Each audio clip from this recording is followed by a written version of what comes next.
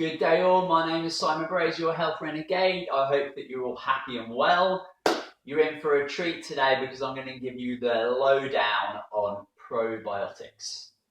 So, probiotics, these are microorganisms that are introduced into our bodies for their beneficial properties and qualities.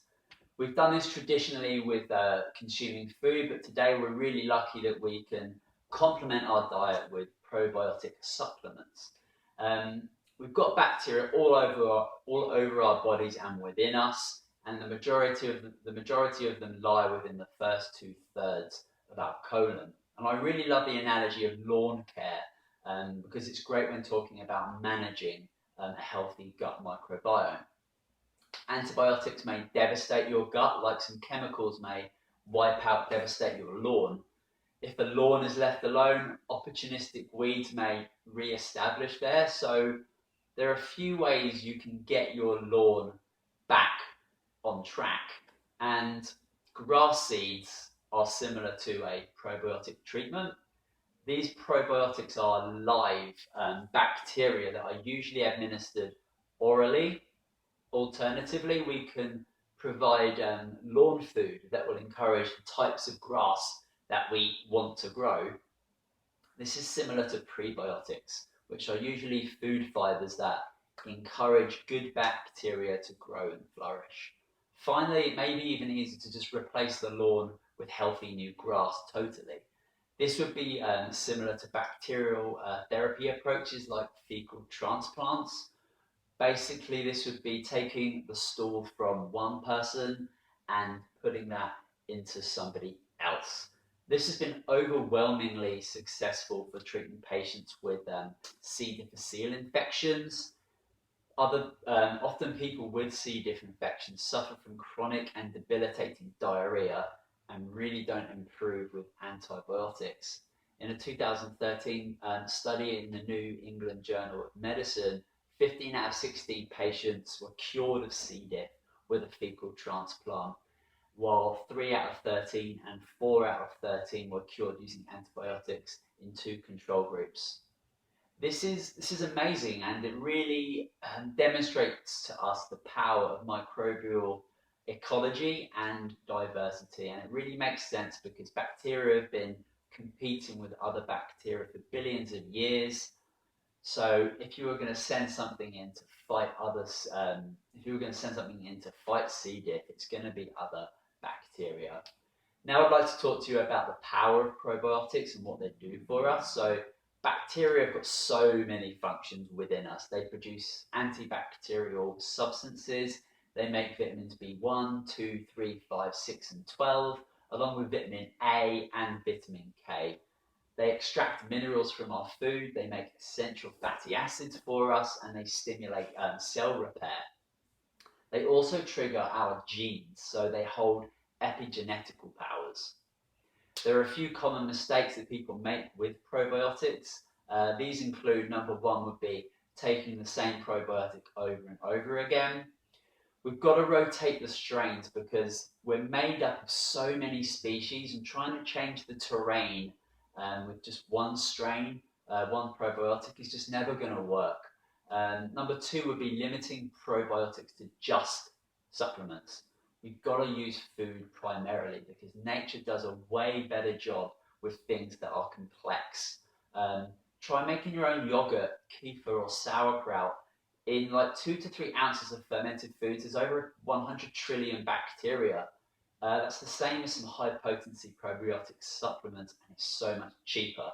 And some of the pills that we take may not even implant or alter the terrain at all.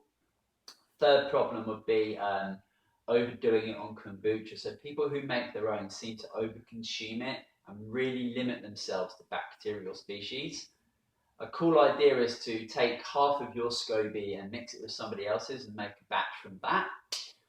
Also a word on store-bought kombucha. It's super high in sugar, and traditionally kombucha was taken like a shot a day, not by the bottle.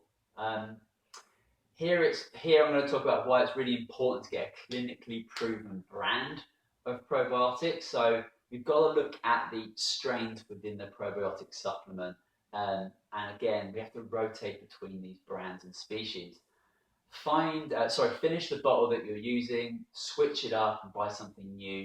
Specific bacteria have got specific functions and purposes within our mouths, within our guts, with our reproductive tracts. Probiotics are measured by colony forming units, so more CFUs does not mean it's a better product for you. The most important aspect is the different strains for your personal requirements, which getting the strain that matches the research and your own unique makeup, it's so important because you can be wasting a lot of money. We really require a targeted supplementation. It's kind of like a sniper approach rather than the shotgun approach. This is when it's really important to test our guts in order to guide our supplementation. So Ubiome, Doctor's Data, and Genova are all great companies that offer this kind of bacterial gut mapping service. The Human Genome Project is identifying all the bugs within us. It's a really cutting edge time for all this. This is really important because we need to find strains for our own personal needs, and that is the key I've got to emphasize. Some strains like the small intestine, some like the colon.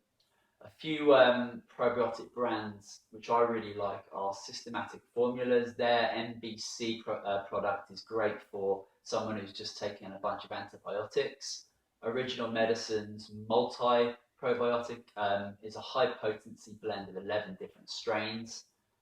Ancient Minerals Prescript Assist has got 29 soil-based organisms, and Dr. O'Hara has some great formulas as well.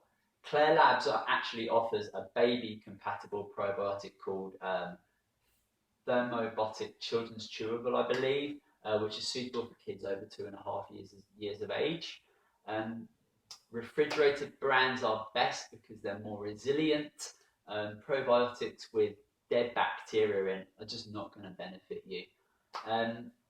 We also must really consider the coating of the probiotic pill that we're taking. You know, the different coatings are important depending on your specific goal. Someone with small intestinal bacterial overgrowth, SIBO, doesn't want the probiotic they're taking to open up in the small intestine and cause more inflammation. Somebody with dysbiosis who needs more good guys, more good bacteria, may want the capsule to open a little bit sooner. So gaining information on your bio-individuality is essential. And when to take your probiotic, I think you should be taking your probiotic on an empty stomach, away from food. This allows it to sit in your gut to colonize. I personally take mine before I go to bed. A little word on probiotics during pregnancy. It has been scientifically demonstrated that women given a bifidobacterium and lactobacillus-rich probiotic during the third trimester have kids who are less likely to develop allergies, asthma, and eczema, which is super interesting. We know that the bacterial conditions set up your immunity further down the road. A word on probiotics and depression. Various strains of bacteria within probiotics have the ability to produce neurotransmitters like GABA for anxiety, serotonin for depression, and they can also affect our cortisol. So there's a big stress relationship there. And finally, please reconsider your position on your antimicrobial bubble. You know, get out, play in nature. Don't be so threatened on antibacterial soaps and creams all the time. There you've got it. That's the lowdown on probiotics. For me, the catalyst for 99% of disease is gut dysbiosis, and we really have to use the services available to us. There's so much information and research out there. Also, you know, we can make our own probiotic foods. We can buy supplements these days. There's some fantastic information on the internet. And yeah, we can get out there. We can test ourselves. Test, don't guess. Have a fabulous day, everybody. Thanks for listening. I'm Simon Brazier. Goodbye.